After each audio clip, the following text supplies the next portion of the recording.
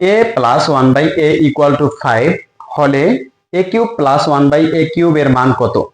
এটা যশোর বোর্ড 2023 সালে এমসিকিউটা এসেছে।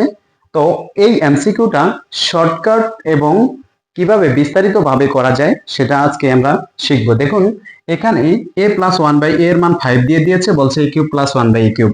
তো a cube one by a cube এইটা একটা সূত্র আছে, a cube plus one by a cube equal to, এটা সূত্র হচ্ছে a plus one by a তার উপর হোল কিউব, ভেতরে প্লাস হইলে বাইরে মাইনাস 3a ওয়ান বাই এ, তারপর আবার এখানে এ প্লাস ওয়ান বাই এ।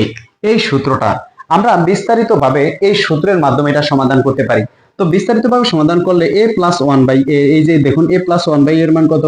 5, 5 এর উপরে কিউব মাইনাস এই 3 এর 3, এইটাই আর এতে কাটা যায়, এখানে কিছু নাই মানে এটা ইনটু আছে এ প্লাস ওয়ান বাই এ, আবার এ প্লাস ওয়ান বাই এর মান কত? 5। তো 5 এর উপরে যদি আমরা কিউব দেই, 5 এর উপরে কিউব করলে আসবে 125, আর এই মাইনাসের মাইনাস 3 5 কত হয়?